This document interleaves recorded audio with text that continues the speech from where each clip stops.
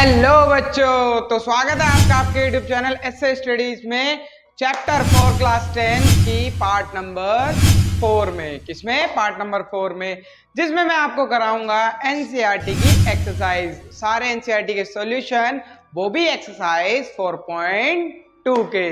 तो चलिए ज्यादा वक्त ना लेते हुए आपके शुरू करते हैं आज का पार्ट। जल्दी से रोल दी इंट्रो।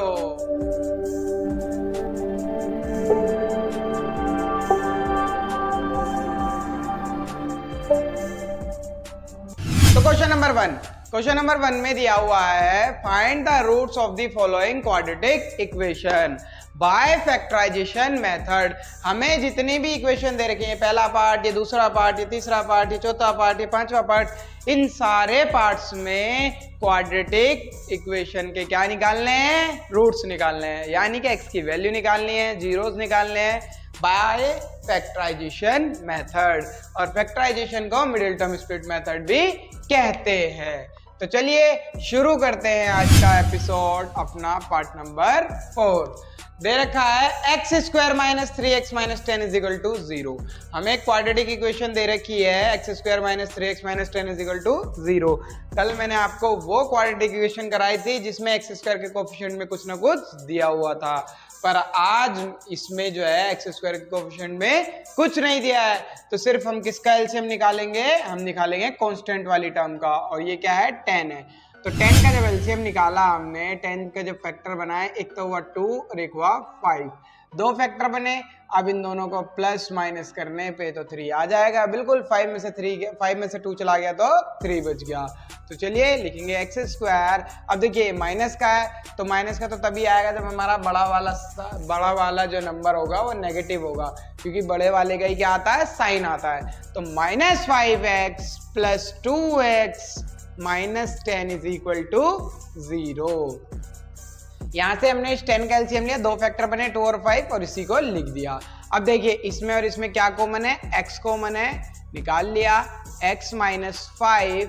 अब देखिए इन दोनों में क्या कॉमन है? 2 कॉमन है, वो भी प्लस का, तो प्लस 2 कॉमन बाहर निकाल लिया। इधर बचा खाली x, इधर बचा माइनस का 5 इज इक्वल टू 0। अब देखिए दोनों इक्वेशन में क्या कॉमन है? x माइनस 5, x माइनस 5, इधर क्या कॉमन है?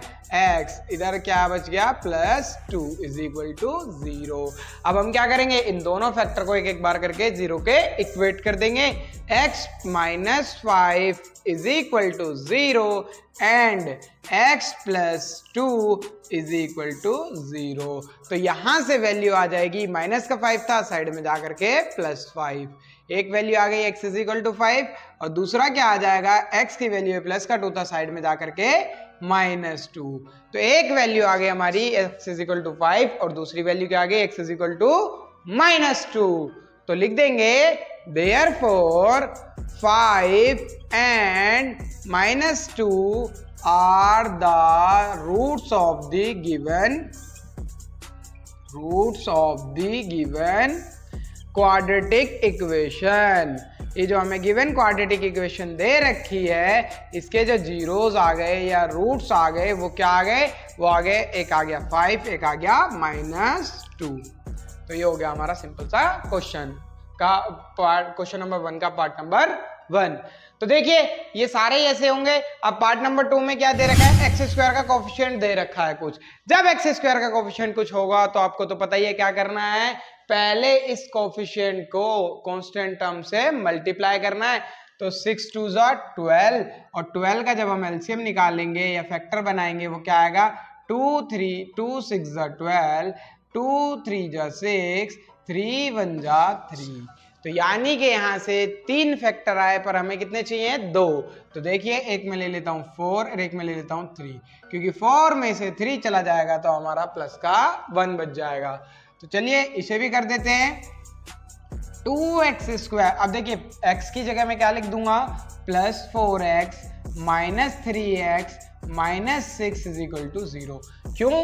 क्योंकि देखो यहाँ पे ये पॉजिटिव है, तो बड़े वाले को हमें पॉजिटिव ही लेना पड़ेगा। तो देखिए अब दोनों में एक तो 2 कॉमन है और x कॉमन है, दोनों को बाहर निकाल लेते हैं 2x को। इधर बचेगा खाली x, इधर बचेगा 2 क्योंकि 2 4 को डिवाइड करेगा 2 बार में और x तो कॉमन आ चुका है। इन दोनों में कॉमन आएगा -3। जब यहाँ से -3 कॉमन निकाला तो ये पॉजिटिव हो जाएगा और बचा क्या x। जब यहाँ से -3 कॉमन निकाला तो ये बचा प्लस का 2 इज इक्वल टू 0। अब इन दोनों में क्या फैक्टर कॉमन आ रहा है x प्लस 2 और इधर क्या बचा 2x, इधर क्या बचा -3 इज इक्वल टू 0। अब क्या करेंगे, दोनों को एक एक बार करके 0 के इक्वेट कर देंगे और x की वैल्यू निकाल लेंगे। तो एक बार मैंने क्या करा, x plus 2 is equal to 0 करा, एक बार 2x minus 3 is equal to 0। x is equal to plus का 2 था, साइड में जाकर के -2, यहाँ से x की वैल्यू क्या आ गई -2 और यहाँ से क्या आ जाएगी 2x, प्लस का 3 था साइड में जाकर के -3 -3 था साइड में जाकर के +3 और ये हमारा 2 मल्टीप्लाई में था साइड में जाकर के डिवाइड। तो यहाँ से x की वैल्यू आ गई 3/2। क्या आ गई 3/2।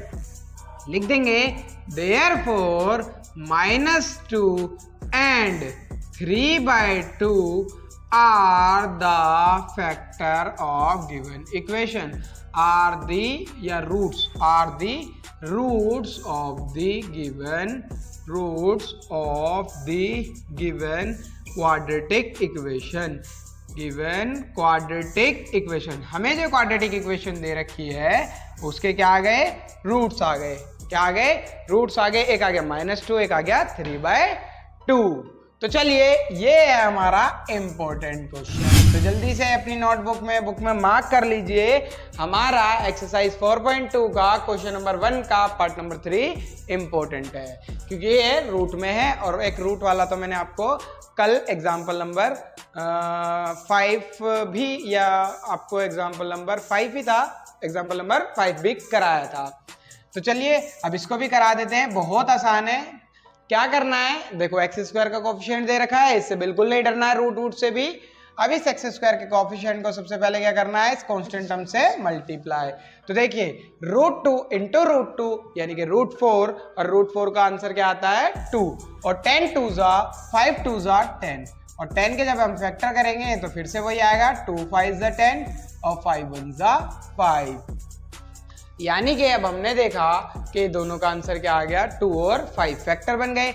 अब 2 और 5 को जब मैं प्लस करूंगा तो 7 आ जाएगा बिल्कुल। तो क्या लिख दूंगा, √2x² plus 5x plus 2x plus 5/5√2x। तो देखिए अब एक काम हम यहां से कर सकते हैं। देखो क्या होगा, मैंने आपको कहा है या तो 2x को इधर लिखो कोई मैटर नहीं है, पर इस कंडीशन में अगर हम क्या कर दें, इस 5 को इधर ले लें या इस √2 को इधर ले लें तब भी हो सकता है। अगर नहीं है कोई दिक्कत नहीं है, कैसे भी कर सकते हैं हम। जरूरी नहीं है कि इस 2 को इधर ही लें, इस 5x को इधर लें, कहीं भी आपकी मर्जी है। जो दोनों फैक्टर बने उनको आप दोनों को इधर भी ले सकते हैं, इधर भी ले सकते हैं। तो देखिए अब इन दोनों में से कुछ तो कॉमन है नहीं, खाली x कॉमन है। इन दोनों में से क्या कॉमन है, कुछ कॉमन नहीं है। तो एक काम करते हैं, कॉमन निकालने के लिए मैं इसको क्या बना देता हूँ, √2 इंटू √2। तो देखिए √2x² प्लस 5x प्लस, मैं 2 को क्या लिख सकता हूँ, √2 इंटू √2x प्लस 5√2। क्यों लिखा, क्योंकि देखो √2 इंटू √2 √4 और √4 का आंसर क्या आएगा 2 आ जाएगा। तो देखिए अब इन दोनों में से मैंने क्या कॉमन निकाला, इन दोनों में से मैंने कॉमन निकाला x। इधर क्या बचा √2x और यहाँ पे क्या बचा 5। अब देखो इन दोनों में से मैंने क्या कॉमन निकाला, खाली √2। क्या निकाला, प्लस का √2। इधर क्या बचेगा √2x प्लस 5। तो देखिए मैंने कहा है कि हमारे अगर हम क्वेश्चन सही कर रहे हैं तो ये जो फैक्टर आएंगे बिल्कुल सेम आएंगे। क्या ये सेम है, यस। तो यानी कि हमारा क्वेश्चन बिल्कुल करेक्ट जा रहा है। इस तरीके से हम इन दोनों को क्या कर सकते हैं, चेक कर सकते हैं। अब इन दोनों में से मैंने √2x प्लस 5 कॉमन निकाला तो इधर बचा x, इधर बचा √2 इज इक्वल टू 0। ये तो पहले से ही चलता हुआ आ रहा है, इज इक्वल टू 0। अब हम क्या करेंगे, इन दोनों को अलग अलग इक्वेट कर देंगे 0 के। Now √2x + 5 = 0 and x + √2 = 0। तो देखिए √2x प्लस का 5 था, साइड में जाकर के -5, x = -5 और ये √2 मल्टीप्लाई में था, साइड में जाकर के डिवाइड एंड यहां से क्या वैल्यू आएगी एंड x प्लस का √2 था, साइड में जाकर के -√2 यानी कि एक x की वैल्यू आ गई -√2, एक x की वैल्यू आ गई -5/√2। अब देखो आपको पता है रूट कभी भी नीचे नहीं छोड़ते हैं तो इसे रैशनलाइज कर देंगे। x = -5 इंटू √2 अपॉन में √2 इंटू √2, तो यहां से हो जाएगा -5√2 अपॉन में 2 इंटू 2 √4 और √4 का आंसर 2। तो यहां से हमारी x की दो वैल्यू आ गई, एक आ गई -5√2/2, एक आ गई -√2। तो लिख देंगे therefore -√2 and -5√2/2 are the roots of the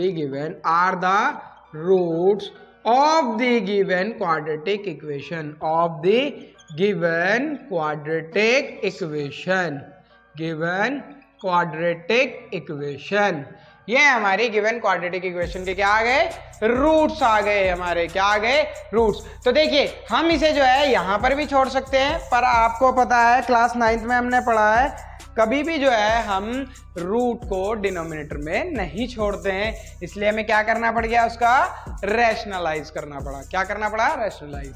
तो आशा करता हूं कि आपको समझ में आ रहा होगा, एंजॉय कर रहे होंगे बहुत आराम से, बिल्कुल भी बोर नहीं होने दूंगा और अच्छे से मैथ्स कंप्लीट भी करेंगे।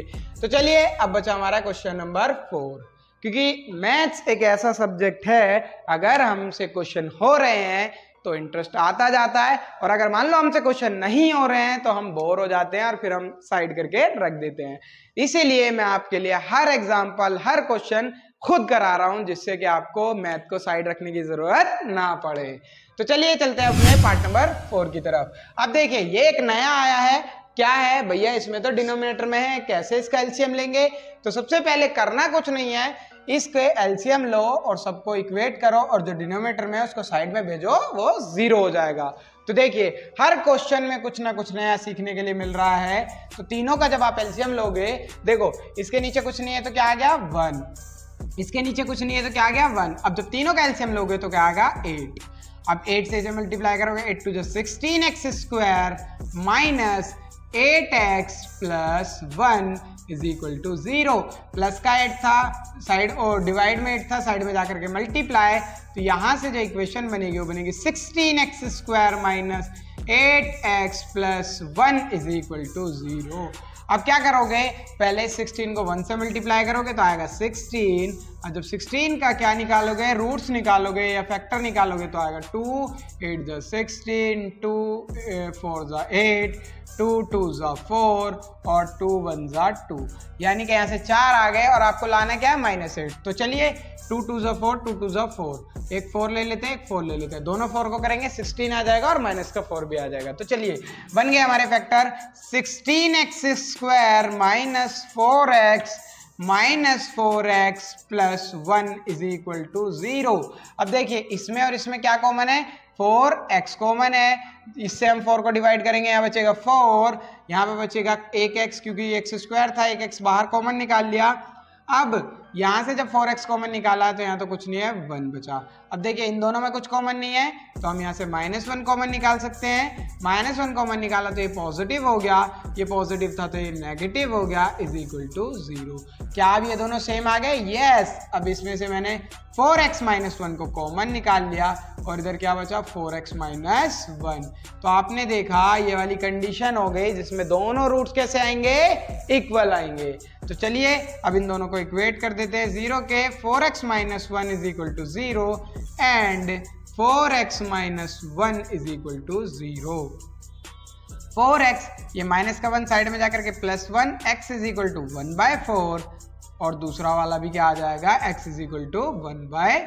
4, ये माइनस का था साइड में जाके प्लस, और ये मल्टीप्लाई में था साइड में जाकर के डिवाइड। तो x is equal to x is equal to 1/4। तो दोनों आ गए हमारे 1/4। तो therefore 1/4 and 1/4 are the roots of given equation, are the roots of given quadratic equation, given quadratic equation. हमारी क्वाड्रेटिक इक्वेशन के जो है क्या आ गए, रूट्स आ गए। तो चलिए अब इसका एक पार्ट नंबर 5 भी बचा, वो भी बहुत आसान है, उसे भी जल्दी से करा के निपटा देते हैं फटाफट। तो क्वेश्चन तो आपको समझ में आ रहे होंगे, तो इसी बात पे वीडियो को लाइक कर दीजिए। तो चलिए क्या करना है, 100 जो है हमारा एक्स स्क्वायर का कोफिशिएंट है, पहले एक्स स्क्वायर के कोफिशिएंट को हम कांस्टेंट टर्म से मल्टीप्लाई करेंगे। तो 100 1 जा 100। अब 100 का क्या लेंगे, फैक्टर। जब 100 का फैक्टर निकालते हैं, चलिए देखिए 2 के टेबल से 100 जाएगा 50 बार में, फिर 50 2 के टेबल से जाएगा 25 बार में, और फिर 25 5 के टेबल से जाएगा 5 बार में, फिर 5 5 के टेबल से जाएगा 1 बार में। हमें लाना है 20, यानी कि 5 2 × 10, 5 2 × 10। देखो 5 2 × 10, 5 2 × 10। अगर हम करते हैं 5 5 × 25 और 2 2 × 4, 25 में से 4 गया तो 21 बचता है, लेकिन यहाँ पे क्या चाहिए 20। तो 5 2 × 10, 5 2 × 10। तो 100x² minus 10x plus 1 is equal to 0। अब देखिए यहाँ पे नेगेटिव था और हमें प्लस भी करना था, तो माइनस माइनस प्लस, दोनों को माइनस में रखा तो इसलिए प्लस हो गया।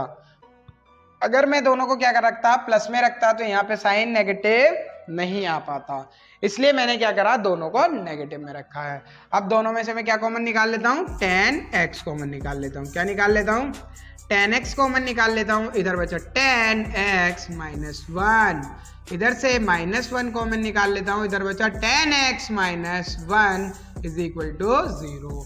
तो देखिए अब दोनों में जो है 10x माइनस 1 कॉमन आ गया है, तो इसे कॉमन निकाल लेते हैं। 10x minus 1 is equal to, इधर क्या बचा 10x, इधर क्या बचा माइनस 1 इज इक्वल टू 0। अब दोनों को जो है 0 के इक्वेट कर देते हैं, तो आंसर आ जाएगा 10x minus 1 is equal to 0 and 10x minus 1 is equal to 0। 10x ये माइनस का था, साइड में जाकर के पॉजिटिव, और इधर भी सेम चीज x माइनस नेगेटिव था, इधर जाके positive. x is equal to 1/10, x and x is equal to 1/10। तो दोनों हमारी वैल्यू आ गई 1/10 and 1/10। Therefore 1/10 and 1/10 are the roots of the given equation, are the roots of the given equation। तो ये हो गया हमारे रूट्स। हमारे पांचों पार्ट हो चुके हैं, अब बचता है इसके बाद हमारा एग्जाम्पल 3, क्वेश्चन नंबर 2, 3, 4, 5। तो देखिए क्वेश्चन नंबर 2 में क्या है, solve the problem given in example 1, जो कि मैं आपको करा चुका हूँ। एग्जाम्पल 1 में जो प्रॉब्लम दे रखी है उसको सॉल्व करना है।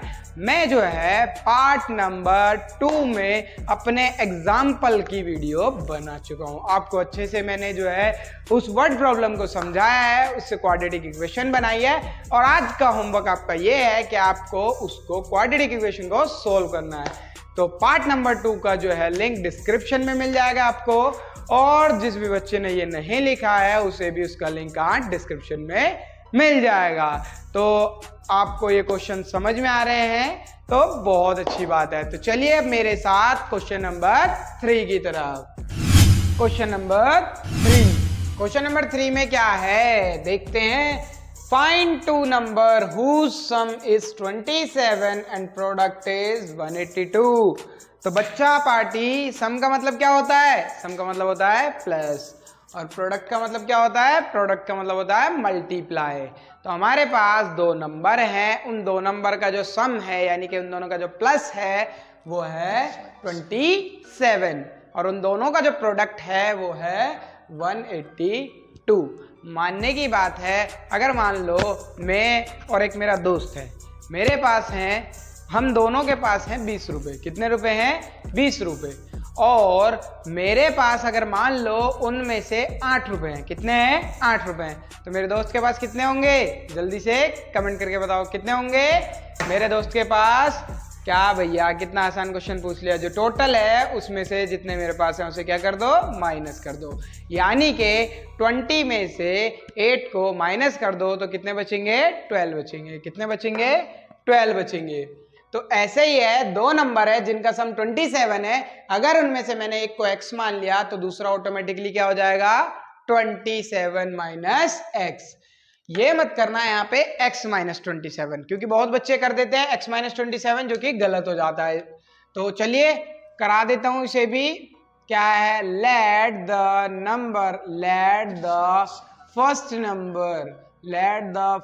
Number be x। पहला नंबर क्या है? x है। And the other number and the second number is, दूसरा नंबर क्या है? Second number is 27 minus x. क्योंकि दोनों का सम क्या था? 27 था। तो अगर एक x है तो दूसरा 27 माइनस एक्स। इसको ध्यान में रखना, x माइनस 27 मत करना।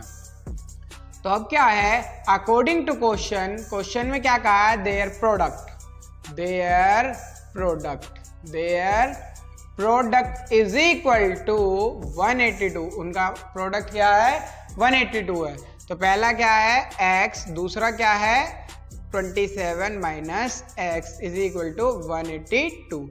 अब देखो, पहले 27 से मल्टीप्लाई होगा तो 27x माइनस एक्स से मल्टीप्लाई होगा, x square is equal to 182। देखिए, कभी भी हमारा x नेगेटिव हो सकता है, कांस्टेंट टर्म नेगेटिव हो सकती है, पर एक्स स्क्वायर कभी भी नेगेटिव नहीं हो सकता। इसलिए क्या करेंगे? सबको उधर भेज देंगे। और ये एक्स स्क्वायर नेगेटिव था, साइड में जाकर के पॉजिटिव, ये पॉजिटिव था, साइड में जाकर के नेगेटिव, और ये तो पहले से ही इधर है। तो ये पॉजिटिव 182 इज इक्वल टू 0। अब क्या करना है? इसका मिडिल टर्म स्प्लिट से हमें जो है x के जीरोस निकालने हैं। फैक्टराइजेशन मेथड भी जिसे कहते हैं। अब लास्ट वाले का 182 का क्या निकाल लो? फैक्टर निकाल लो। 182 को जब आप एलसीएम लोगे तो 2 9 18, 2 1 2, 2 9 18, 2 1 2, और 3 7 13 जा 7 1 जा 7, 7 3 जा 21, और ये 13 1 जा 13। 3 फैक्टर आ गए, एक 2 आ गया, एक 3 आ गया, एक 13 आ गया। अब जो है हमें क्या करना है? 2 फैक्टर बनाने हैं। यानी कि 7 2 जा 14 और 13, 14 और 13 को मिला के आ जाएगा 27। तो बिल्कुल हो चुका है हमारे फैक्टर भी। X square minus 14x minus 13x plus 182 is equal to 0। क्योंकि देखो 7 2 जा 14 और एक 13, 14 और 13 को मिला करके क्या बन जाएगा? 27। और नेगेटिव का है इसलिए दोनों को हमें नेगेटिव में लेना पड़ा। अब दोनों में से मैं क्या कॉमन निकाल सकता हूँ? सिर्फ x कॉमन निकाल सकता हूँ। तो x कॉमन आ गया, इधर बचा x, इधर बचा माइनस का 14। इन दोनों में से क्या कॉमन आया? माइनस 13 कॉमन आया, इधर से बचा x, इधर क्या बचा? माइनस का 14। क्या बचा? माइनस का 14। तो देखिए अब दोनों में क्या कॉमन है? x minus 14। x माइनस 14 को मैं जो है कॉमन निकाल लूंगा, इधर बचेगा x, इधर बचेगा माइनस 13 इज इक्वल टू 0। तो पहले मैं x minus 14, now x minus 14 is equal to 0 and x minus 13 is equal to 0। x minus 13 को भी क्या कर दिया? 0 को इक्वेट कर दिया। तो यहां से जो x की वैल्यू आएगी वो आएगी 14, और यहां से जो x की वैल्यू आएगी, x is equal to minus 13 था, इधर जाकर के 14।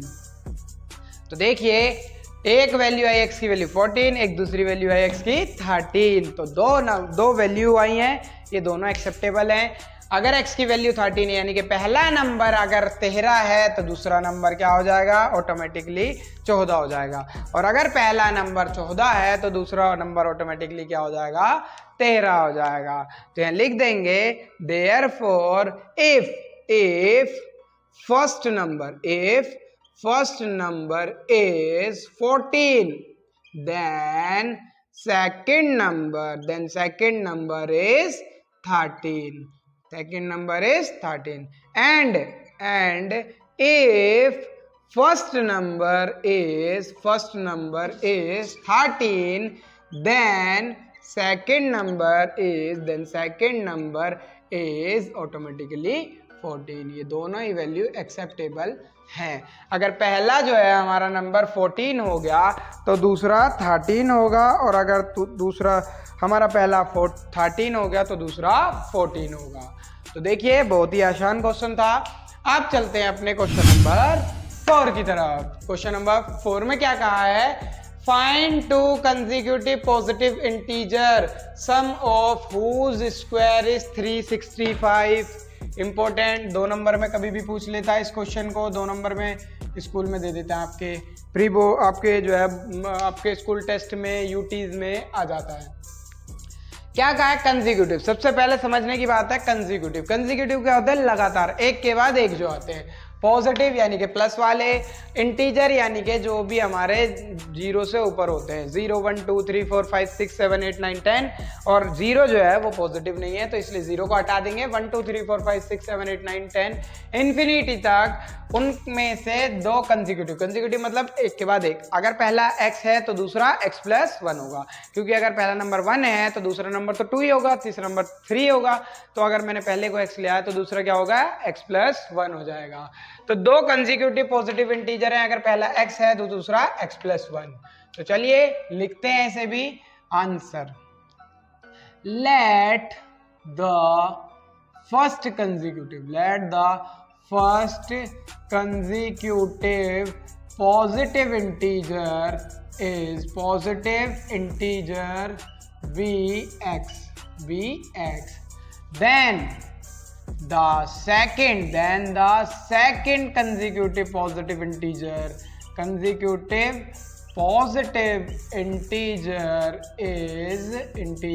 is x plus 1. According to question क्या कहा है, whose sum of whose, sum मतलब प्लस, whose स्क्वायर, दोनों के स्क्वायर का सम जो होगा इसके बराबर होगा। यानी कि पहले वाले का स्क्वायर प्लस दूसरे वाले नंबर का स्क्वायर और दोनों का सम प्लस जो होगा वो किसके बराबर होगा, 365 के। तो पहले जब हम इसे सॉल्व करेंगे, यहाँ से आएगा x स्क्वायर, यहाँ पे लग जाएगा फॉर्मूला a + b का होल स्क्वायर, और a + b का होल स्क्वायर क्या होता है, जल्दी बताइए बच्चा पार्टी, क्या होता है, a² + b² + 2ab। यहाँ पे रख देंगे x² + 1 + 2x = 365। अब देखो x² + x², 2x² + 2x + 1, और ये प्लस का था तो साइड में आके -365 = 0। 2x² + 2x - 364 = 0।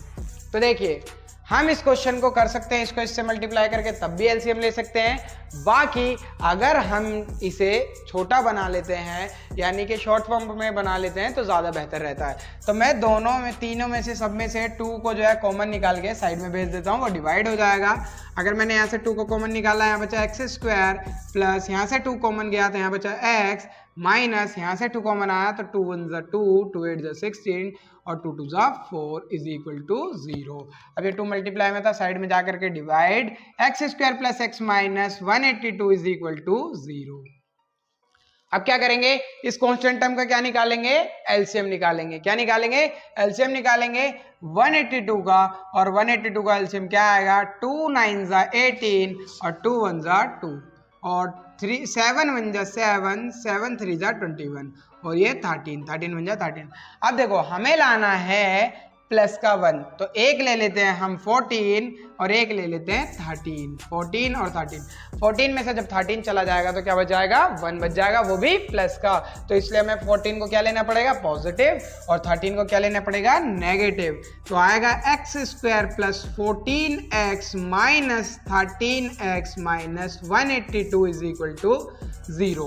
तो इन दोनों में से अब क्या कॉमन आया, यहाँ से कॉमन आया x, क्योंकि यहाँ पे भी x है, यहाँ पे भी x है। यहाँ क्या बचा, x बचा, और यहाँ पे जब x यहाँ से चला जाएगा तो यहाँ क्या बचा, 14, और यहाँ से हमने माइनस का 13 कॉमन निकाल लिया तो खाली क्या बचा, x, और यहाँ पे क्या बचा, प्लस का 14 = 0। तो यहाँ पर अब देखिए x + 14 कॉमन आ गया, वो आ जाएगा x + 14, और यहाँ पर क्या आ जाएगा x minus 13 is equal to 0। अब दोनों को जो है 0 को इक्वेट कर देते हैं। Now x plus 14 is equal to 0 and x minus 13 is equal to 0। तो x is equal to minus का 14 और x is equal to plus का 13। तो देखिए यहाँ पर भी दो वैल्यू आई हैं, एक आई है x की वैल्यू माइनस 14, एक आई है पॉजिटिव 13। तो हमारी इनमें से क्या है, दोनों एक्सेप्टेबल है? नो। क्यों भैया दोनों एक्सेप्टेबल क्यों नहीं है? देखो क्वेश्चन पढ़ो, टू कंसेक्यूटिव पॉजिटिव, कैसी बोली है? पॉजिटिव, पर ये वाली कैसी आई है? नेगेटिव, इसलिए ये एक्सेप्टेबल नहीं है। तो हमारा क्या एक्सेप्टेबल है? सिर्फ 13। Therefore first consecutive number, first consecutive positive क्या है? Therefore first consecutive positive integer is 13। First positive consecutive integer क्या है? 13 है। And second consecutive positive integer is x plus 1, यानी कि 13 प्लस 1 यानी कि 14। क्या आ गई? 14। ये हो गए हमारे दोनों आंसर। तो दोनों क्वेश्चन समझ में आए? Exam question number 3, question number 4 बहुत ही आसान है, बहुत ही आसान तरीके से मैंने आपको समझाए हैं दोनों। आशा करता हूं कि आपको ये दोनों अच्छे से समझ में भी आए होंगे। अब बचते हैं हमारे दो question, question number 5 and question number 6। तो चलिए, जिस बच्चे को समझ में आ रहा है वीडियो को लाइक करें, शेयर करें, कमेंट करें, उनको अब मैं कराता हूं क्वेश्चन नंबर 5। कौन सा? Question number 5। क्वेश्चन नंबर 5 भी आसान है। देखिए क्या कह रहा है, द एल्टीट्यूड। अब जिस बच्चे को एल्टीट्यूड के बारे में नहीं पता है, मैं उसे पहले बता देता हूं। एल्टीट्यूड कहते हैं हाइट को। किसे कहते हैं? हाइट को। HEIGHT, height. Right angle triangle की क्या है? हाइट है, जो कि कितनी है? 7 centimetre less than it's base if the hypotenuse is 13 centimetre. Find the. ये भी बच्चों इंपॉर्टेंट हो जाता है। क्यों? क्योंकि तुम्हारे टीचर जो है स्कूल के इसे पीटी में दे देते हैं, यूटी में दे देते हैं। तो चलिए, सबसे पहले एक राइट एंगल ट्राइंगल की बात करी गई है, तो हमें क्या बना देता हूँ? एक राइट एंगल ट्राइंगल बना देता हूँ। राइट एंगल ट्राइंगल बनाया मैंने। राइट एंगल ट्राइंगल की मैं सारी चीजें समझाता हूँ, ABC। तो देखिए, जब एक ट्राइंगल में एक एंगल 90 डिग्री होता है तो उस ट्राइंगल को राइट एंगल ट्राइंगल कह देते हैं। और राइट एंगल के सामने वाली कहलाती है हाइपोटेनस। क्या कहलाती है? हाइपोटेन्यूस या हाइपोटेनस। और जिस पे राइट एंगल बना होता है वो कहलाती है परपेंडिकुलर। क्या कहलाती है? परपेंडिकुलर। क्या कहलाती है? परपेंडिकुलर। और जिस पे हमारा ये बना होता है उसे कहते हैं हम बेस। क्या कहते हैं? बेस। तो देखिए, वो है हमारी परपेंडिकुलर, ये है हमारी हाइपोटेनस, ये है हमारी बेस। अब राइट एंगल ट्राइंगल क्यों स्पेशल माना जाता है? वो इसलिए स्पेशल माना जाता है क्योंकि इसकी तीनों साइड में एक रिलेशन है। और क्या रिलेशन है? वो ये है कि हाइपोटेनस का जो स्क्वायर होगा वो बाकी अदर टू साइड के स्क्वायर के सम के बराबर होगा। क्या भैया, क्या कह दिया? कुछ समझ में ही नहीं आया। अगर कोई राइट एंगल ट्राइंगल होगा, क्या राइट एंगल ट्राइंगल होगा, तो उसकी जो हाइपोटेनस होगी यानी कि 90 डिग्री के सामने वाली साइड होगी, उसका स्क्वायर यानी कि h स्क्वायर जो होगा वो बाकी अदर टू साइड्स के स्क्वायर के सम के बराबर होगा। यानी कि अदर टू साइड कौन सी है? परपेंडिकुलर और बेस। परपेंडिकुलर का स्क्वायर करो, बेस का स्क्वायर करो और दोनों को सम कर दो। सम मतलब प्लस कर दो, तो वो किसके बराबर? हाइपोटेनस के बराबर होगा। समझ में आया? या ऐसे भी कह सकते हैं, जो लॉन्गेस्ट साइड होगी हमारी राइट एंगल ट्राइंगल की, उसका स्क्वायर जो होगा बाकी अदर टू साइड्स के स्क्वायर के सम के बराबर होगा। आया समझ में? चलिए, तो अब चलते हैं अपने क्वेश्चन नंबर की तरफ। The altitude of a right angle triangle. Altitude यानी कि हाइट दे दी हमें 7 centimetre less than it's base. Base से क्या है? 7 सेंटीमीटर कम है। And hypotenuse is 13 centimetre. और हाइपोटेनस कितनी है? 13 सेंटीमीटर है। तो सबसे पहले बेस को ही मान लेते हैं। Let the base of the right angle triangle, let the base of the triangle BX centimetre. हमने बेस क्या मान ली, x सेंटीमीटर मान ली, and their altitude is, altitude क्या है, 7 सेंटीमीटर लेस, 7 सेंटीमीटर लेस, यानी कि बेस कितना है x, उससे 7 सेंटीमीटर कम, यानी कि x माइनस 7 सेंटीमीटर। अब भैया यहाँ 7 माइनस एक्स क्यों नहीं करा, यहाँ 7 माइनस एक्स इसलिए नहीं करा बच्चों, देखो कह रहा है एल्टीट्यूड इज, एल्टीट्यूड यानी कि height equal 7 centimetre less than it's base, base से, यानी कि बेस क्या था, x था, उससे 7 सेंटीमीटर क्या है, कम है, यानी कि, और हाइपोटेनस देखो ये दे रखी है आपको 13, ये दे रखी है आपको x, बेस हमने x मानी, और ये दे रखी है x माइनस 7, तो अब ये वाला फॉर्मूला लग जाएगा, and given hypotenuse is equal to, given hypotenuse, hypotenuse is 13 centimeter, hypotenuse कितनी दे रखी है, 13 centimeter, according to given condition, या एज वी नो दैट, अच्छा यहाँ पे अच्छा रहेगा, एज वी नो दैट, हमें पता है कि हाइपोटेनस का जो स्क्वायर होता है वो बेस के स्क्वायर के और परपेंडिकुलर के स्क्वायर के बराबर होता है। अब हाइपोटेनस का स्क्वायर क्या है, 13 का square is equal to base क्या है, x का स्क्वायर प्लस परपेंडिकुलर क्या है, x माइनस 7 का होल स्क्वायर। अब यहाँ से बनेगी क्वाड्रेटिक इक्वेशन, और उस क्वाड्रेटिक इक्वेशन को सॉल्व करेंगे बाय फैक्टराइजेशन मेथड। तो देखिए 13 का स्क्वायर होता है 169 is equal to x square, यहाँ लगेगा a माइनस बी का होल स्क्वायर, क्या लगेगा, a माइनस बी का whole square, a square plus b square plus minus 2ab plus x square plus 49 minus 14x।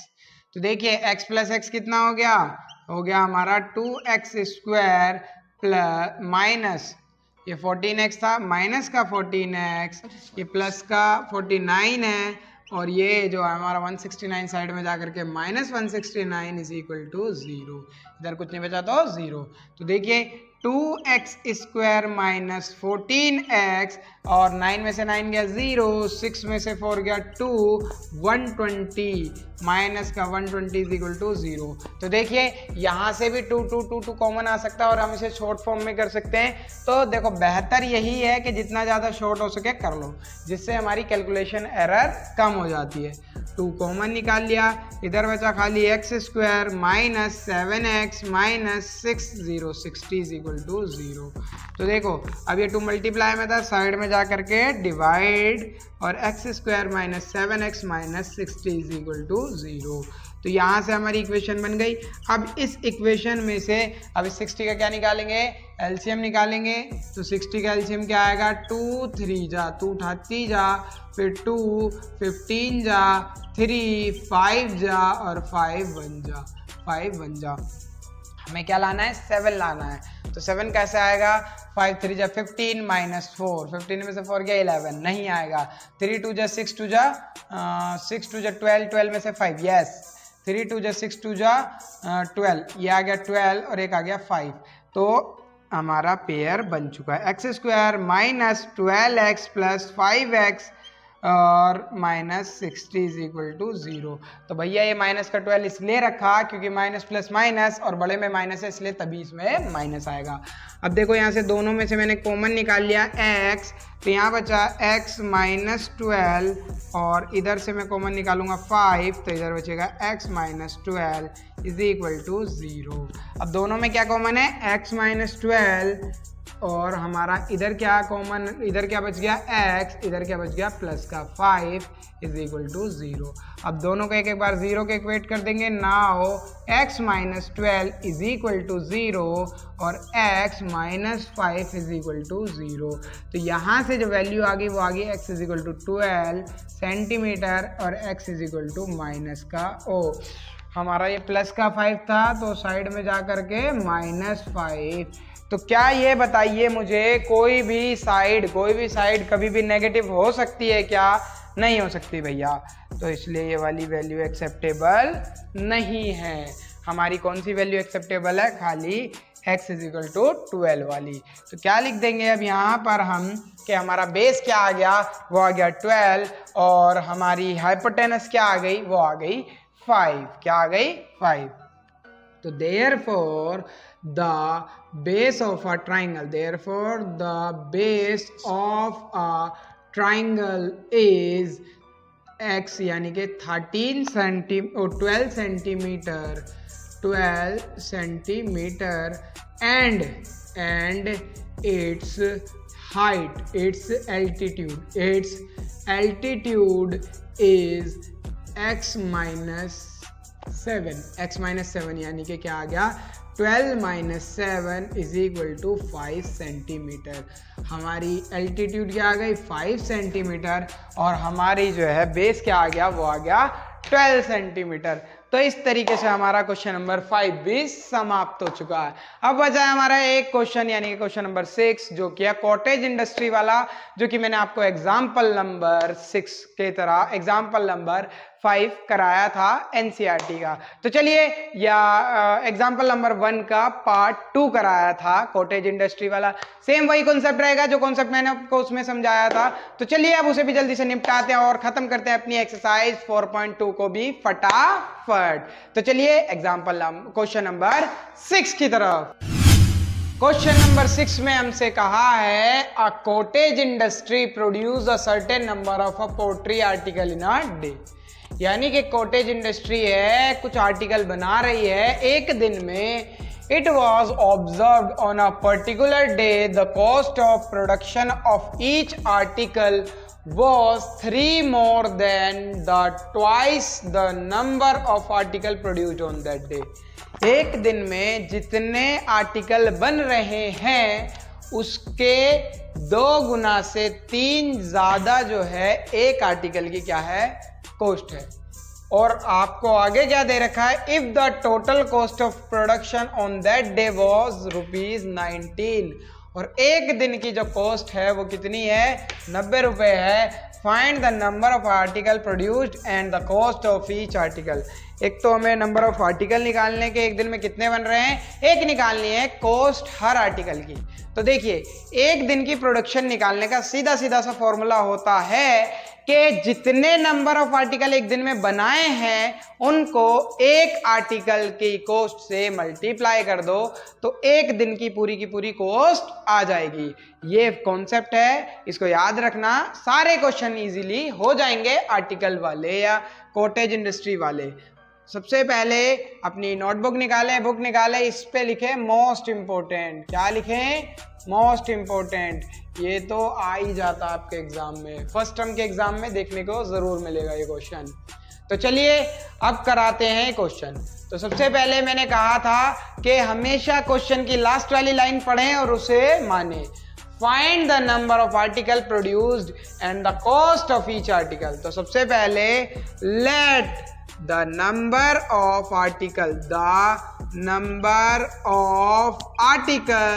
produced in a day, articles produced in a day, number of article produced in a day is equal to bx, in a day bx। एक दिन में कितने article बन रहे हैं, x article बन रहे हैं। कितने बन रहे हैं, x। And cost of each article is equal to each article की जो cost है वो क्या है, नंबर ऑफ आर्टिकल जितने प्रोड्यूस्ड हो रहे हैं उसके ट्वाइस। देखो क्या लिखा है, twice the number of article produced. तो नंबर ऑफ आर्टिकल तो प्रोड्यूस्ड हो रहे हैं x, उसका ट्वाइस क्या, 2x। और उसमें भी क्या कह रहा है, 3 मोर यानी कि +3। आया समझ में। ये एक आर्टिकल की कॉस्ट है और आर्टिकल एक दिन में कितने बन रहे हैं, x बन रहे हैं। तो एक दिन की जो कॉस्ट है वो क्या आ जाएगी, अकॉर्डिंग या गिवन लिख देते हैं, given cost of production of on that day cost of production on that day is equal to ₹90। और कॉस्ट कैसे निकलेगी, वो निकलेगी number of article produced in a day in a day multiply cost of each article, cost of each article, her article की क्या cost, cost of each article is equal to cost of production, cost of production of that day, cost of production of a day, of a day, उस दिन की cost of production. तो ये है हमारा concept. अगर इसे याद रख लिया तो कोई भी क्वेश्चन आए कॉटेज इंडस्ट्री का हमेशा आपसे हो जाएगा। कॉटेज इंडस्ट्री के क्वेश्चन में आपको बिल्कुल भी चिंता करने की ज़रूरत नहीं है। ये कॉन्सेप्ट याद रखना है कि एक आर्टिकल की जो कॉस्ट होगी उसको जितने आर्टिकल उस दिन में बन रहे हैं उससे मल्टीप्लाई कर दो तो एक पूरे दिन की कॉस्ट आ जाएगी। तो नंबर ऑफ आर्टिकल कितने बन रहे थे x, और एक कॉस्ट की जो कीमत थी वो क्या थी 2x + 3 इज इक्वल टू 90।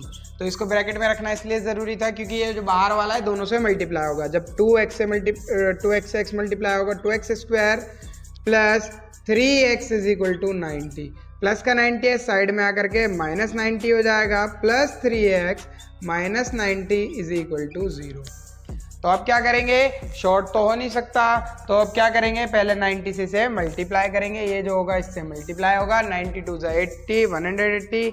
अब इसका क्या निकालेंगे फैक्टर, 2 से जाएगा 90 बार में, 2 से जाएगा 90 45 बार में, 3 से जाएगा 15 बार में, फिर ये 3 से जाएगा 5 बार में, फिर ये 5 से जाएगा 1 बार में। लाना है 3, 5 3 × 15, 3 2 × 6 2 × 12, बिल्कुल ये बन गया 15, 3 दूनी 6 दूनी 12, ये बन गया 12, 12 और 15 इससे जो है हमारे फैक्टर बन गए। तो यानी कि एक 12 बना है एक 15 बना। तो 2x² प्लस 15x और कितना -12x -90 इज इक्वल टू 0। तो हमारा यहाँ से कुछ कॉमन आ रहा है क्या, यहाँ से तो कुछ भी कॉमन नहीं आ रहा है। तो क्या होगा, इधर से कॉमन क्या आएगा, खाली x कॉमन आएगा, इधर बचेगा 2x प्लस 15, क्या बचेगा 2x प्लस 15। यहाँ से क्या कॉमन आ रहा है, यहाँ से 6 कॉमन निकाल लेंगे, 6 कॉमन निकाला वो भी माइनस का, तो ये बचेगा 2x प्लस, और 6 के टेबल में 90 आता, 15 × 90 यानी कि 15 इज इक्वल टू 0।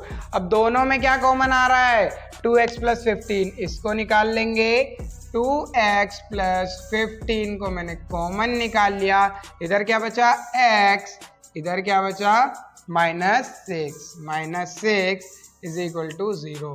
अब दोनों को एक एक करके 0 के इक्वेट कर दूंगा तो वहां से हमारी और भी वैल्यूज आ जाएंगी, x -6 इज इक्वल टू 0।